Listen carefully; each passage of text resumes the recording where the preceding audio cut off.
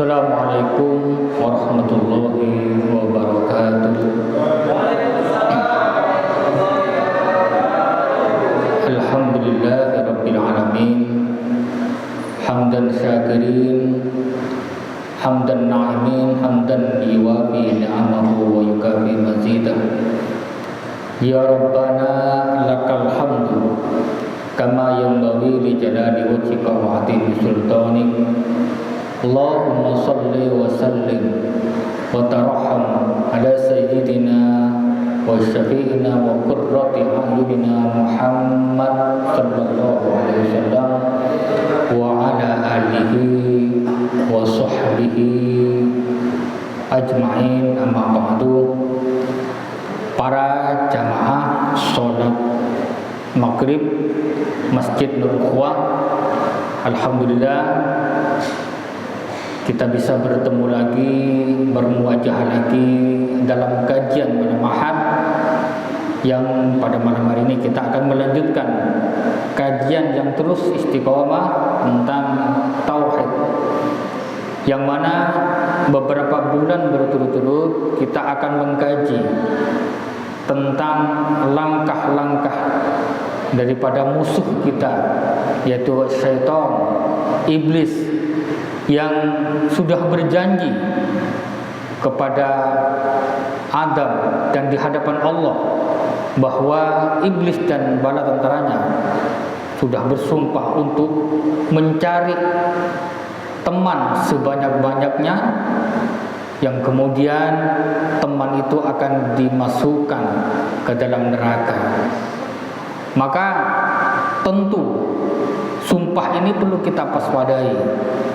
Walaupun di dalam beberapa ayat dijelaskan bahwa akan masuk terhadap jebakan iblis dan setan semua umat manusia kecuali adalah mereka yang ikhlas, yang tidak akan pernah ikut langkah-langkah dari setan.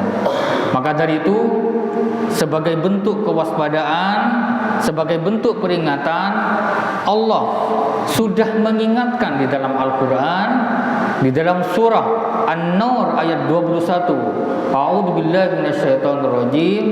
Ya ayyuhalladzina amanu la tattabi'u khutuwatis syaitan wa may yattabi' khutuwatis syaitan fa innahu ya'muru bil fahsya'i wal munkar walaula fadlullahi 'alaikum wa rahmatuhu ma zaka minkum min ahadin abada walakinnallaha yuzakki man yasha wallahu wasi'un alim. Sudah diingatkan oleh Allah 1400 tahun yang lalu, hai orang-orang yang beriman, janganlah kamu mengikuti langkah-langkah setan. Barang siapa yang mengikuti langkah-langkah setan, maka sesungguhnya setan itu menyuruh mengerjakan perbuatan yang keji dan mungkar. Sekiranya tidaklah karena karunia Allah dan rahmatnya kepada kamu sekalian, niscaya tidak seorang pun dari kamu bersih dari perbuatan keji dan mungkar selama-lamanya, tetapi Allah membersihkan siapa yang dikehendakinya, dan Allah Maha mendengar lagi Maha mengetahui. Jadi kalau kita bisa menghina dari langkah-langkah setan, itu karena kasih sayang Allah, karena rahmatnya Allah. 1 bulan yang lalu kita sudah membahas 3 dari metode setan dalam menyesatkan manusia. Metode setan yang pertama adalah menghiasi kebatilan. Ini yang tidak akan saya lanjutkan lagi, tidak akan saya bahas lagi. Yang kedua, menamakan ketaatan dengan nama-nama yang tidak disukai. Yang ketiga adalah setan memasuki. Yang ketiga adalah menamakan ketaatan dengan nama-nama yang tidak diketahui. Yang kedua adalah menamakan kemaksiatan dengan nama-nama yang menyenangkan. Mudah-mudahan masih ingat. Yang keempat, kita langsung lanjutkan karena waktu memang tidak lama. Setan akan memasuki manusia dari pintu yang paling disenangi oleh hawa nafsu atau jiwa kita. Apa kesenangannya kita, maka setan itu akan berusaha masuk sesuai dengan apa yang kita senangi. Sesungguhnya musuh Allah itu tidak akan pernah masuk pada diri manusia kecuali dari pintu yang disenangi oleh jiwa kita. Dengan begitu tujuan dari iblis menyesatkan manusia itu akan gampang, akan mudah, sehingga setan mendapatkan penolong untuk hawa nafsunya dan menopang hasratnya. Apa yang disenangi oleh kita, disitulah setan akan masuk. Misalkan salah satu contoh, setan akan masuk bukan hanya dalam pintu kejelekan, tapi juga dalam pintu kebaikan, Pak. Taruhlah yang hadir di sini senang kepada pengajian taklim malam Ahad.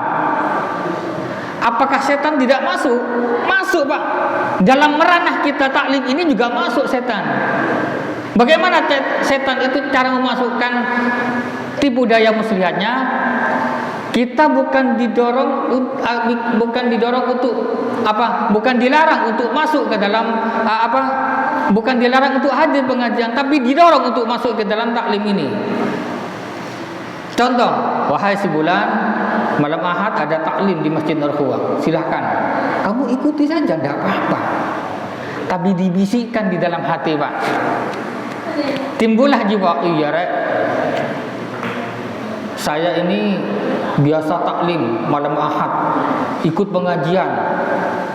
Lihat tetangga saya, gak ikut pengajian, malah ngobrol ngalor ngidul, tidak bermanfaat.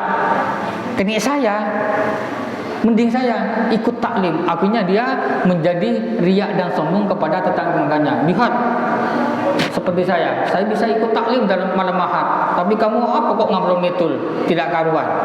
Akhirnya timbul seakan-akan itu kita lebih lebih baik dari orang itu.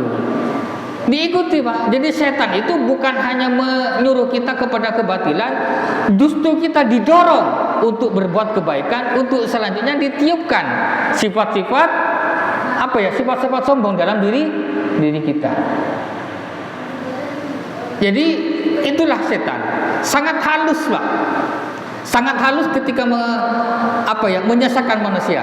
Maka hati-hati kalau kita tidak tahu bahwa itu sebenarnya jebakan-jebakan iblis yang kadang kalau kita tidak mengilmui dari ilmu-ilmu iblis itu, kita akan terperosok ke dalamnya. Itu yang keempat. Setan akan memasuki manusia dari pintu yang paling disenangi, dari perbuatan yang paling disenangi. Yang kelima, menyesatkan manusia secara bertahap, step by step. Gak langsung frontal, Pak. Setan itu sabar. Iblis itu sabar ketika ingin menyesatkan manusia. Setan tidak akan mendatangi manusia dengan mengatakan, lakukan kemaksiatan ini, lakukan kejahatan ini, kerjakan ini. Tidak. Tetapi setan akan menjerumuskan manusia step by step, langkah demi langkah. Bermula dari pandangan, kata orang-orang dulu, kemudian dengan senyuman, kemudian dengan perbincangan, mengikat janji dan pertemuan.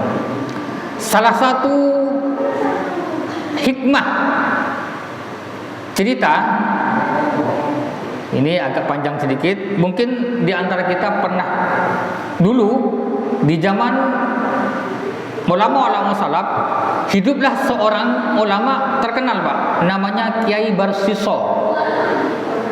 Kiai Barsiso ini adalah terkenal dengan ulama yang luar biasa. Dia alim, santrinya banyak.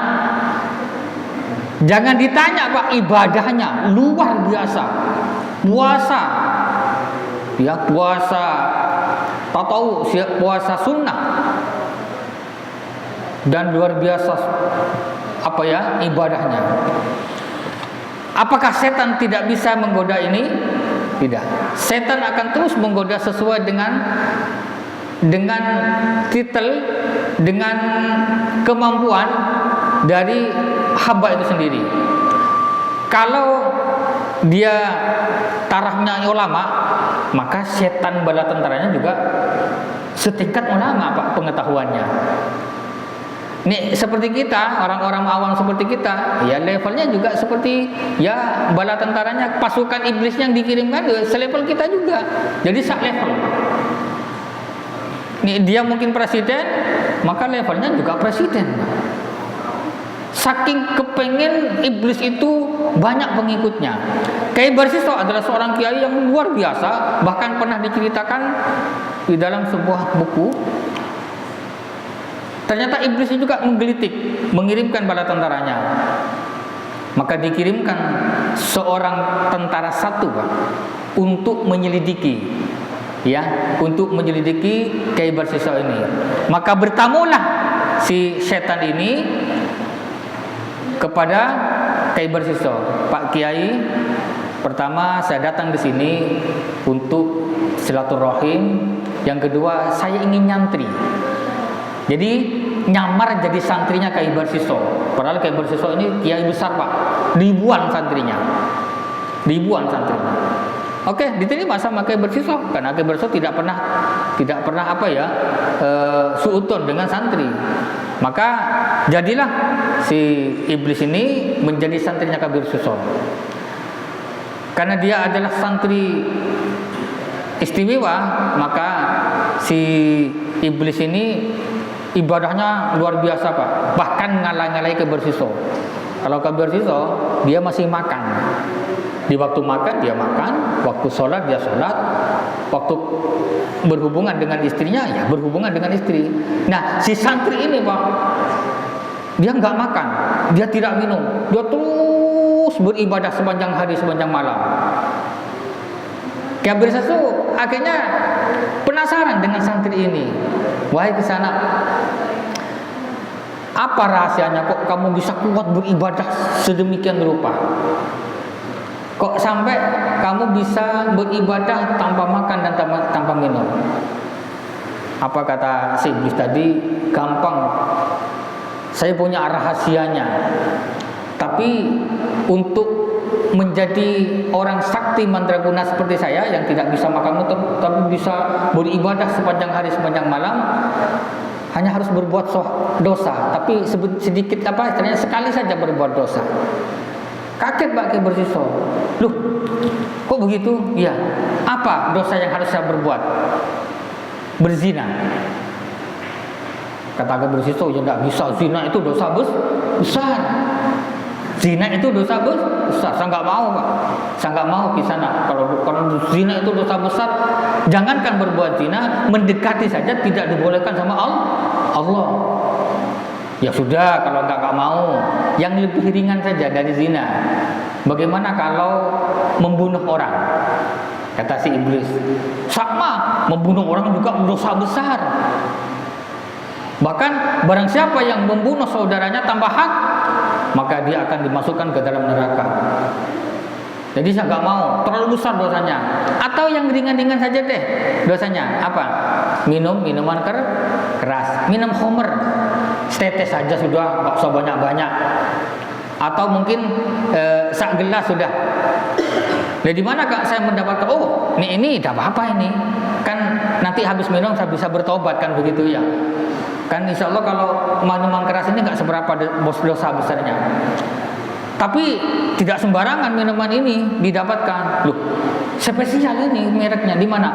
Kamu harus datang ke tempat ini, desanya ini, yang jualan adalah perempuan cantik. Di sana adalah tempat saya biasanya minum minuman keras. Jadi kalau saya kepingin kuat beribadah, saya minum di tempat itu. Mereknya sudah bukan merek yang lain, ya itu saja, pedagang itu saja yang punya merek itu. Akhirnya apa yang terjadi? Dicarilah, penasaran, karena Kiai Barsiso itu kepingin ibadah kuat seperti tamunya itu. Jadi penasaran, dicarilah penjual minuman yang ditunjukkan oleh si tamu tadi. Maka setelah beberapa hari mencari, Kiai Barsiso bertemu sesuai dengan kriteria yang ditunjukkan oleh si tamu tadi, bahwa merek minumannya seperti ini, ya, pedagangnya itu perempuan, di tempat ini seperti ini.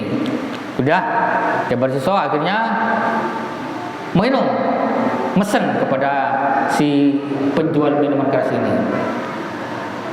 Namanya kiai, Pak. Namanya kiai yang tidak pernah minum. Ya kalau kita nggak terbiasa, jangankan sampai 1 botol, 1 gelas kan sudah teler, karena nggak terbiasa. Mana minum sedikit, 1 gelas minum. Nah, kayak bersusu nggak terbiasa minum, akhirnya dia teler, tidak sadarkan diri. Nah, di tengah-tengah dia mabuk, dia melihat cewek yang yang menjual itu sudah nggak sadar dia. Maka didekati penjualnya, dia rayu penjualnya karena sudah di luar kesadaran dia. Dia rayu penjualnya, dia paksa untuk melayani nafsunya kiai tadi itu. Karena sudah di luar kesadaran, maka diperkosalah si perempuan tadi. Di tengah-tengah dia memperkosa si penjual miras itu, datanglah suaminya. Terkejut melihat istrinya diperkosa oleh pembelinya, maka dia si suami itu tentu ngamuk Pak, melihat suaminya, istrinya diperkosa oleh orang lain. Maka diseranglah Kiai Bersesu ini. Kiai Bersesu secara refleks, karena dia juga mungkin punya keahlian bela diri, maka terjadilah terjadilah duel antara Kiai Bersesu dengan suami si penjual miras itu. Karena Kiai Bersesu ini sudah mungkin dua punya kesaktian, kedua wallahu alam, maka kalahlah si suami penjual miras itu, langsung dibunuhlah si laki-laki suaminya penjual miras itu. Maka tercapailah tiga-tiganya Pak: berzina, membunuh, dan minum minuman keras. Tadi kan nggak mau Pak, suruh berzina nggak mau, suruh membunuh nggak mau, cukup minum minuman keras. Maka wajarlah Pak kalau miras itu, kalau khamr itu dianggap pangkal dari kejahatan. Al-khamr ru'su, kepangkal daripada kejahatan. Karena kalau sudah orang mabuk itu segalanya sudah bisa dikerjakan, diperbuat bagi orang ini. Maka setelah kejadian itu tersebarlah bahwa ada pembunuhan di warung itu, dilaporkanlah Kiai Bersiso ini ke pihak berwajib. Maka ditangkaplah Kiai Bersiso ini, ditahan dan divonis hukuman mati. Divonis hukuman mati Pak, karena tiga-tiganya miras, membunuh, dan memperkosa. Ketika divonis hukuman mati, di tiang gantung di hari H, nih singkat cerita, maka digantunglah ini Kiai Bersiso ini. Nah, di tengah-tengah dia sudah antara hidup dan mati, datang iblis yang tadi itu Pak, nyamar menjadi penyelamat. Si sana, saya bisa menyelamatkan kamu dari tiang gantungan ini, tapi ikuti sini raja, anggaplah si penguasa hari ini adalah sebagai Tuhan. Akuilah bahwa penguasa ini sebagai Tuhan, atau akuilah saya sebagai Tuhanmu, maka saya akan menyelamatkan kamu. Kamu bisa bertaubat dari apa? Dari kesalahan yang 3 itu. Ngakui Pak Kiai Bersiso, mengaku dirinya orang yang menyelamatkan ini sebagai Tuhan. Ketika sudah mengaku bahwa yang datang itu adalah Tuhan, langsung dibunuh Kiai Bersiso, ditusuk jantungnya, meninggallah Kiai Bersiso ini dalam keadaan dia syirik kepada Allah. Itulah langkah-langkah setan Pak ketika ingin menjerumuskan manusia. Sedikit demi sedikit, step by step, halus Pak. Hanya kita kadang tidak merasa bahwa apa yang kita ikuti adalah langkah-langkah dari setan. Bisa dipahami dari sini Pak Andi? Itulah maka kita perlu hati-hati. Jadi yang kedua itu adalah menyesatkan manusia secara bertahap. Tidak langsung simultan, tidak langsung tidak langsung harus, tidak.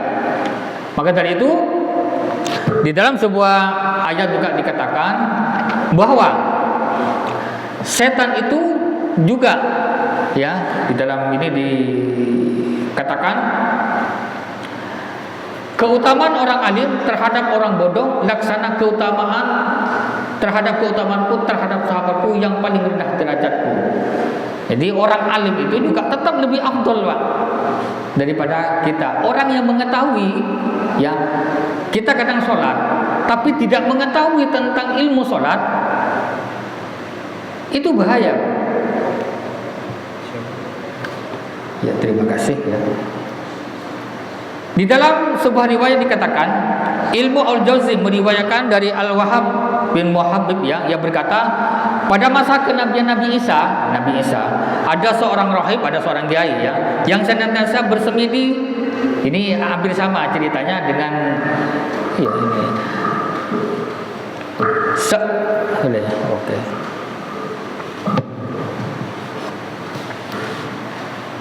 Jadi terima kasih.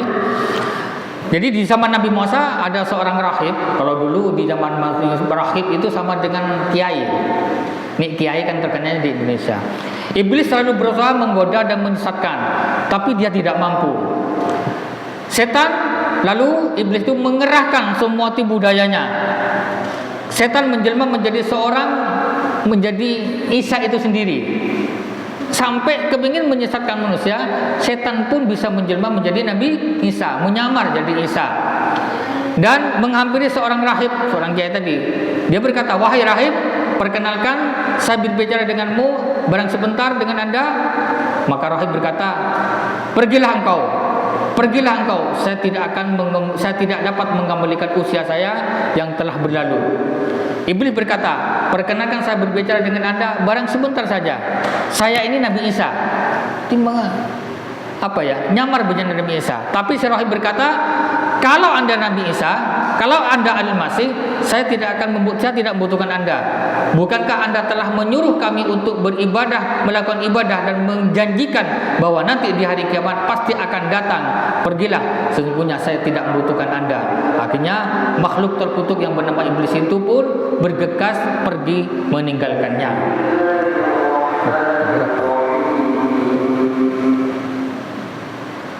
Perhatikan Bapak Ibu sekalian, keadaan kedua orang ahli ibadah ini, untuk yang pertama adalah orang yang ahli ibadah yang bisa disekan oleh setan yang tentang kebodohannya, sedangkan yang kedua adalah ahli ibadah yang tidak dapat disekan setan karena ilmunya. Jadi beribadah pun harus dengan ilmu, Pak. Harus dengan ilmu. Banyak di antara kita ketika sholat berjamaah ini tidak mengikuti tata cara berjamaah yang semestinya. Contoh, orang yang sholat tapi tidak diilmui tentang sholat berjamaahnya. Di dalam fikih, Pak, saya masih dapat banyak menjumpai jamaah di sini. Ketika sholat berjamaah itu mendahului imam. Itu bisa jadi juga karena tidak mengilmui tentang ibadah berjamaah itu. Dalam ibadah sholat berjamaah, yang namanya mengikuti, ya ikuti imam. Saya masih banyak menemui ada makmum yang sholat berjamaah itu ketika mengikuti imam itu tidak betul-betul mengikuti. Aturannya begini, Pak. Tidak boleh makmum itu bergerak sebelum imam itu mengatakan bar atau dah. Tidak boleh, Pak. Sami Allahu liman hamidah, baru kita gerak sami Allahu liman hamidah. Ini masih sami Allah, ini sudah kita gerak. Kenapa? Karena tidak tahu ilmunya. Disuruh oleh setan, disuruh, sudah sami Allah, didorong sama setan. Ini yang sering terjadi. Allahu Akbar, imam sujud, baru kita ikut sujud. Kalau belum bar, jangan bergerak. Ini yang sering saya temui sih. Karena kan kalau Allahu Akbar kadang imam kan lama, Pak. Dari Allahu Akbar kadang-kadang tidak sabaran. Nah, ketika tidak sabaran dibisikkan oleh setan, sudah waktunya sujud, itu sudah Allahu Akbar, didorong oleh setan. Kenapa itu terjadi? Karena tidak tahu bahwa itu juga termasuk tipu daya setan. Kenapa terjadi? Karena tidak mengilmui bagaimana sholat berjamaah.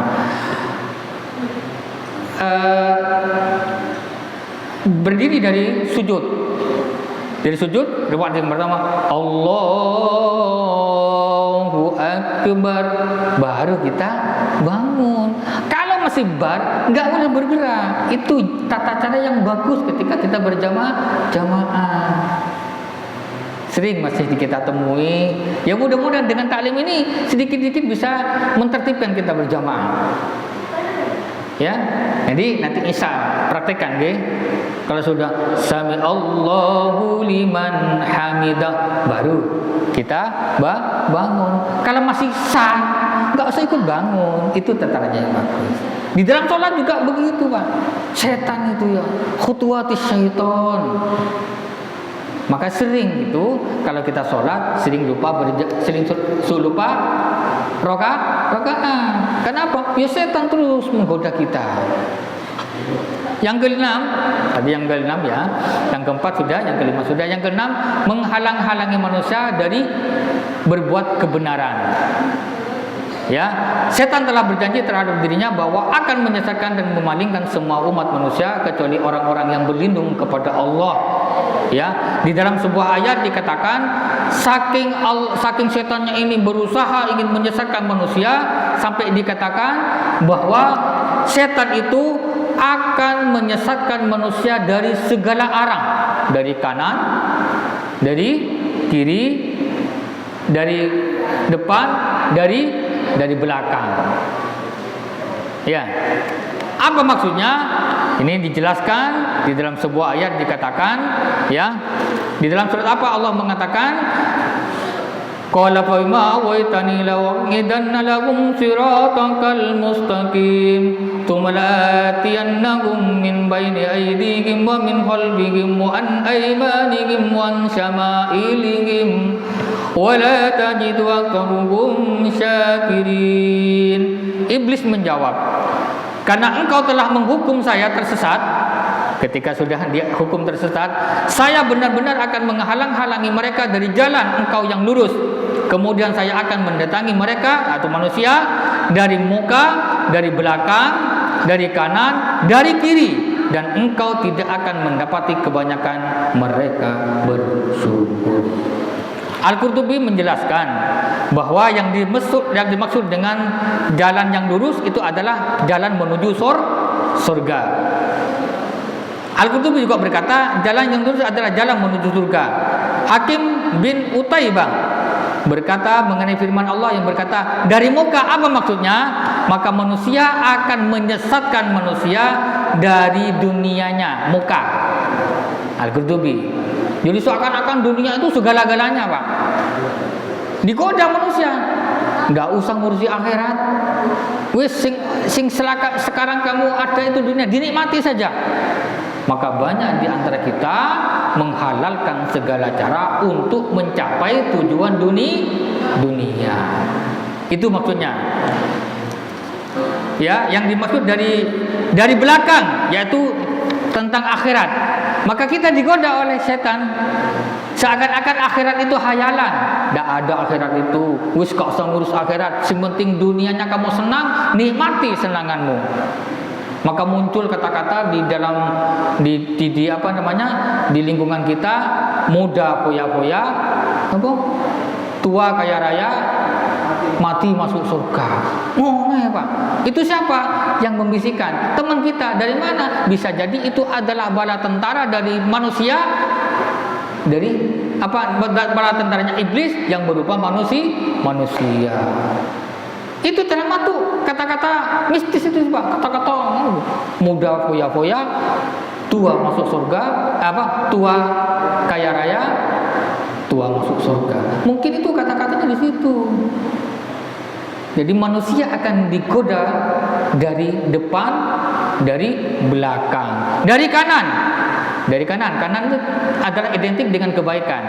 Jadi ketika kita melaksanakan kebaikan, juga akan digoda oleh manusia dengan kebaikan-kebaikan itu.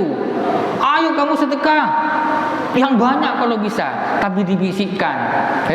Kamu senang sedekah, kamu gemar bersedekah, yang lainnya gak gemar sedekah, tinggal kamu, iya ya aku tok sing ahli sedekah. Akhirnya menjadi cerita ke teman-temannya. Jadi setan itu Pak bukan melarang kita untuk berbuat baik, disuruh untuk berbuat baik, tapi dibisikkan untuk bagaimana sedekah yang kita laksanakan, yang kita berikan, yang kita yang kita berikan kepada orang lain tidak bernilai sepahala, tapi malah bernilai dosa. Dibisikkan hati biar kita ria. Dan dari kiri, yaitu dengan kejahatan. Nah, kalau dengan kejahatan tidak didorong Pak, tidak dilarang, tapi didorong terus. Ya, didorong terus. Itu kan baru sebentar, kan baru sedikit kamu berbuat dosa, gak apa-apa, nanti diampuni, besok berbuat dosa lagi. Seperti itu setan itu Pak. Sehingga bisa dipastikan kalau orang tidak tahu tentang khutwatus setan, tentang langkah-langkah setan, bisa jadi kita terjebak dengan langkah-langkah itu. Mudah-mudahanlah dengan taklim setiap ahad ini bisa menambah keilmuan kita tentang ibadah kita, tentang langkah-langkah yang harus kita berbuat ketika kita berbuat baik, ketika kita berbuat jelek. Perhatian sekalian, dirahmati Allah, sudah Isya? Sudah Isya ya? 1 menit lagi. Mudah-mudahan ya dengan istiqomah ini kita dilindungi dari sifat riya. Karena kalau sudah istiqomah, aku tok sing istiqomah rek, dia ni kono sing istiqomah.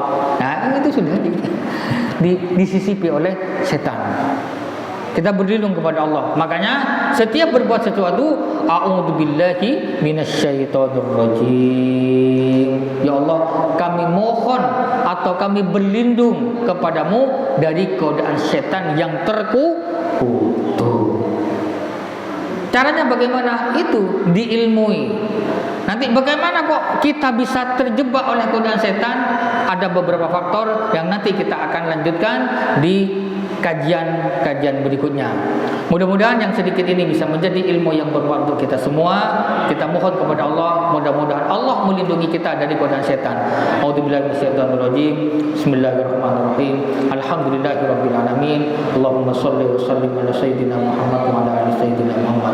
Allahumma inna nas'aluka salamatan fid din wa afiyatan fil jasad wa ziyadatan fil ilmi wa barakatan fil rizqi wa tawbatan minal maut wa rahmatan indal maut wa maghfiratan ba'dal maut. Allahumma hawwin 'alaina fi sakaratil maut wa najatan minan nar wal amwatil hisab.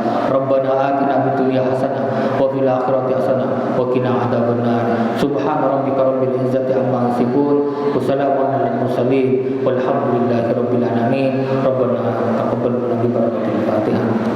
A'udzubillahi minasyaitonir rajim. Bismillahirrahmanirrahim. Alhamdulillahirabbil alamin arrahmanir rahim maliki yaumiddin iyyaka na'budu wa iyyaka nasta'in ihdinas siratal mustaqim siratal ladzina an'amta 'alaihim ghairil maghdubi 'alaihim waladdallin amin. Assalamualaikum warahmatullahi wabarakatuh.